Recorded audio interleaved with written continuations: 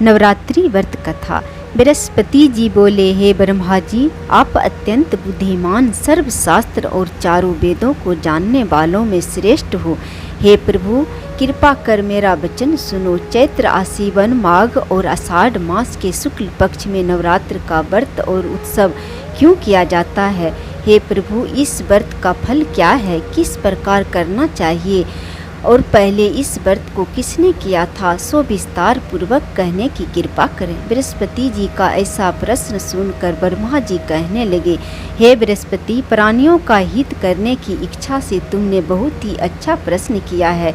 जो मनुष्य मनोरथ पूर्ण करने वाली दुर्गा महादेवी, सूर्य और नारायण को ध्यान करते हैं, वे मनुष्य धन्य है। यह नवरात्रि व्रत संपूर्ण कामनाओं को पूर्ण करने वाला है। इसके करने से पुत्र चाहने वाले को पुत्र, धन चाहने वालों को धन, विद्या चाहने वालों को विद्या और सुख चाहने वालों को सुख मिल जाता है। इस व्रत को करने से रोगी मनुष्य का रोग दूर हो जाता है और कारागार में पड़ा हुआ मनुष्य बंधन से छूट जाता है।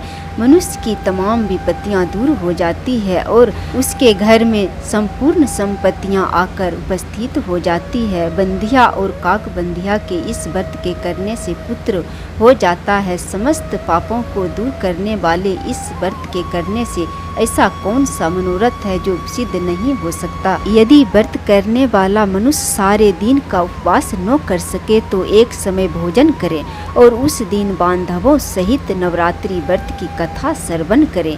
हे बृहस्पति, जिसने पहले इस महाव्रत को किया है उसका पवित्र इतिहास मैं तुम्हें सुनाता हूँ, तुम सावधान होकर सुनो।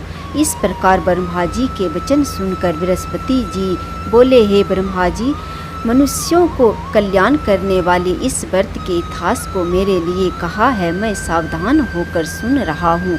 आपकी शरण आए हुए हम पर कृपा करो। ब्रह्मा जी बोले, पीठत नाम के मनोहर नगर में एक अनाथ नाम का ब्राह्मण रहता था। वह भगवती दुर्गा का भक्त था।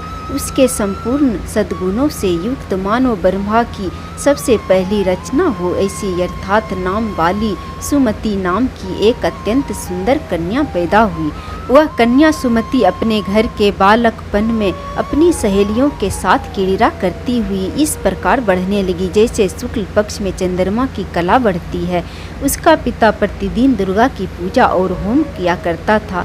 उस समय वह नियम से वहाँ उपस्थित होती थी। एक दिन वह सुमति अपनी सखियों के साथ खेलने में लग गई और भगवती के पूजन में उपस्थित नहीं हुई। उसके पिता को पुत्री की ऐसी असावधानी देखकर क्रोध आया और पुत्री से कहने लगा कि हे दुष्ट पुत्री, आज प्रभात से तुमने भगवती का पूजन नहीं किया। इस कारण मैं किसी कुष्ठ और जय माता और दरिद्र मनुष्य के साथ तेरा विवाह करूँगा। इस प्रकार कुपित पिता के वचन सुनकर सुमति को बड़ा दुख हुआ और पिता से कहने लगी कि हे पिताजी, मैं आपकी कन्या हूँ, मैं आपके सब तरह से अधीन हूँ। जैसी आपकी इच्छा हो मेरी विवाह कर सकते हो। होगा वही जो मेरे भाग में होगा।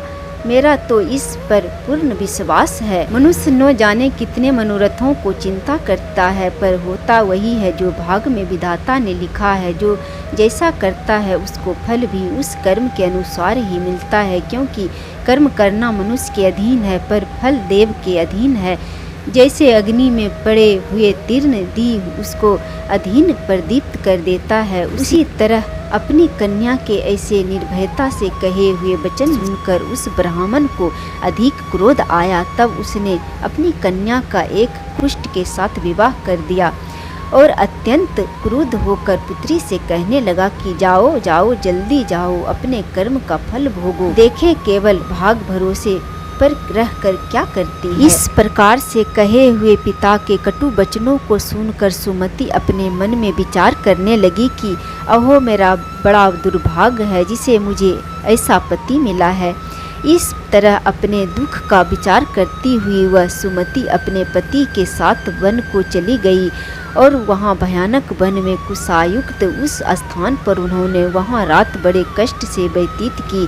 उस गरीब बालिका की ऐसी दशा देखकर भगवती पुनः पूर्व पुण्य के प्रभाव से प्रकट होकर सुमति से कहने लगी कि हे ब्राह्मणी, मैं तुम पर प्रसन्न हूँ। तुम जो चाहो वरदान मांग सकती हो। मैं प्रसन्न होने पर मनोवांछित फल देने वाली हूँ। इस प्रकार भगवती दुर्गा का वचन सुनकर ब्राह्मणी कहने लगी कि आप कौन हैं जो मुझ पर प्रसन्न हुई हो? यह सब मेरे लिए कहा है और अपनी कृपा दृष्टि से मुझ दासी को कृतार्थ करो। ऐसा ब्राह्मणी का वचन सुनकर देवी कहने लगी, मैं आदि शक्ति हूँ, ब्रह्मा विद्या और सरस्वती हूँ। मैं प्रसन्न होने पर प्राणियों को दुख दूर कर उसको सुख प्रदान करती हूँ। हे ब्राह्मणी, मैं तुम पर तेरे पूर्व जन्म के पुण्य के प्रभाव से प्रसन्न हूँ। तुम्हारे पूर्व जन्म का वृत्तांत सुनाती हूँ। सुनो, तुम पूर्व जन्म में निषाद भील की स्त्री थी और अति पतिव्रता थी। एक दिन तेरे पति निषाद ने चोरी की। चोरी करने के कारण तुम दोनों को सिपाहियों ने पकड़ लिया और ले जाकर जेल खाने में कैद कर दिया। उन लोगों ने तेरे को और तेरे पति को भोजन भी नहीं दिया। इस प्रकार नवरात्रि के दिनों में तुमने न तो कुछ खाया और न जल पिया, इसलिए 9 दिनों तक नवरात्रि का व्रत हो गया। हे ब्राह्मणी, उन दिनों में जो व्रत हुआ उस व्रत के प्रभाव से प्रसन्न होकर तुम्हें मनोवांछित वस्तु दे रही हूँ। तुम्हारी जो इच्छा हो सो मांग लो। इस प्रकार दुर्गा के कहे वचन सुनकर ब्राह्मणी बोली कि अगर आप मुझ पर प्रसन्न हैं तो हे माता दुर्गा, मैं आपको प्रणाम करती हूँ। आप कृपा करके मेरे पति के कोढ़ को दूर करो। देवी कहने लगी कि उन दिनों में जो तुमने व्रत किया था उस व्रत के एक दिन का पुण्य अपने पति को कोढ़ दूर करने के लिए अर्पण करो। मेरे प्रभाव से तेरा पति कोढ़ से रहित हो सोने के समान शरीर वाला हो जाएगा। ब्रह्मा जी बोले। इस प्रकार देवी का वचन सुनकर वह ब्राह्मणी बहुत प्रसन्न हुई और पति को निरोग करने की इच्छा से ठीक है ऐसी बोली। तब उसके पति का शरीर भगवती दुर्गा की कृपा से पुष्टहीन होकर अति कांतिमय युक्त हो गया, जिसके समान चंद्रमा की कांति भी क्षीण हो जाती है।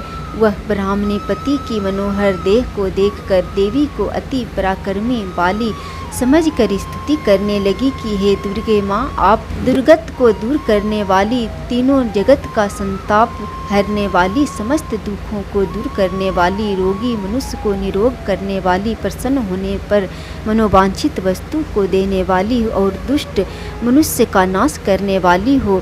तुम ही सारे जगत की माता और पिता हो। हे अम्बे, मुझ अपराध रहित अबला की मेरे पिता ने कुष्ठ के साथ विवाह कर दिया, मुझे घर से निकाल दिया। उसकी निकाली हुई मैं पृथ्वी पर घूमने लगी। अपने ही मेरा इस आपत्ति रूपी समुद्र से उद्धार किया है। हे देवी, आपको प्रणाम करती हूँ, मुझ दीन की रक्षा करो।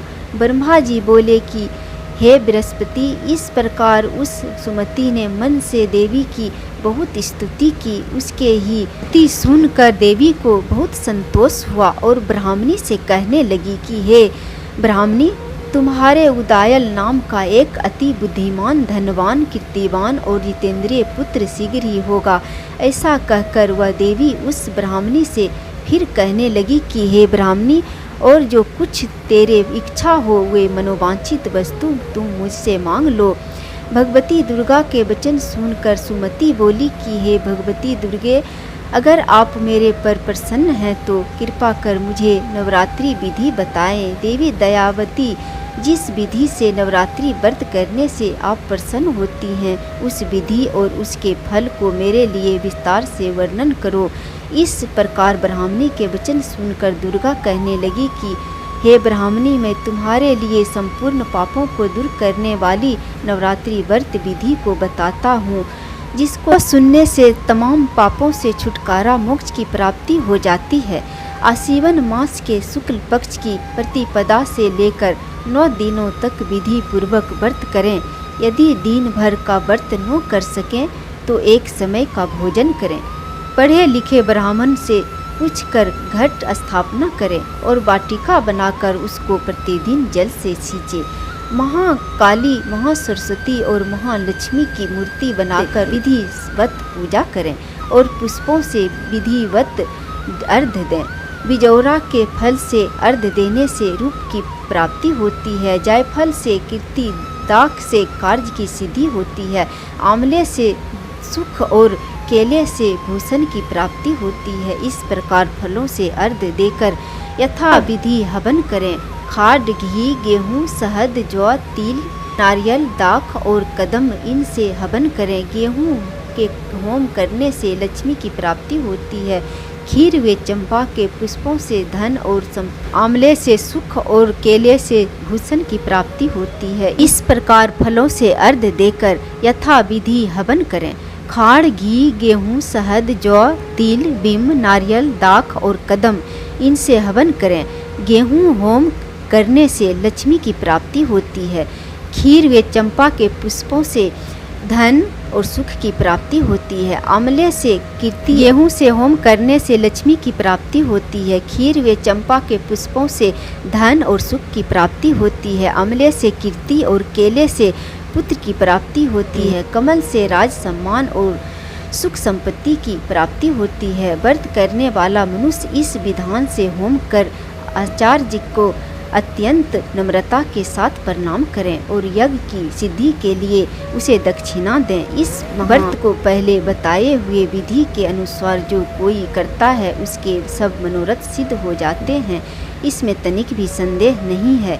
इन 9 दिनों में जो कुछ दान आदि दिया जाता है उसका करोड़ों गुना फल मिलता है। इस नवरात्रि के व्रत करने से ही अश्वमेघ यज्ञ का फल मिलता है। हे ब्राह्मणी, इस संपूर्ण कामनाओं को पूर्ण करने वाला उत्तम व्रत को तीर्थ, मंदिर अथवा घर में ही विधि के अनुसार करें। ब्रह्मा जी बोले कि हे बृहस्पति, इस प्रकार ब्राह्मणी को व्रत की विधि और फल बताकर देवी अंतर ध्यान हो गई। जो मनुष्य या स्त्री इस व्रत को भक्ति पूर्वक करता है, इस लोक में सुख पाकर अंत में दुर्लभ मोक्ष को प्राप्त होता है। हे बृहस्पति, यह दुर्लभ व्रत का महत्व मैंने तुम्हारे लिए बताया है। ऐसा ब्रह्मा जी के वचन सुनकर बृहस्पति जी आनंद के कारण रोमांच हो आए और ब्रह्मा जी से कहने लगे कि हे ब्रह्मा जी, आपने मुझ पर बड़ी कृपा की है जो अमृत के समान इस नवरात्रि व्रत का महत्व सुनाया है। हे प्रभु, आपके बिना और कौन इस महत्व को सुना सकता है। ऐसे बृहस्पति जी के वचन सुनकर ब्रह्मा जी बोले कि हे बृहस्पति, तुमने सब प्राणियों का हित करने वाले इस अलौकिक व्रत को पूछा है, इसलिए तुम धन्य हो। यह भगवती शक्ति संपूर्ण लोकों की पालन करने वाली है। इस महादेवी के प्रभाव को कौन जान सकता है। जय माँ आदि शक्ति भगवती नव दुर्गा की।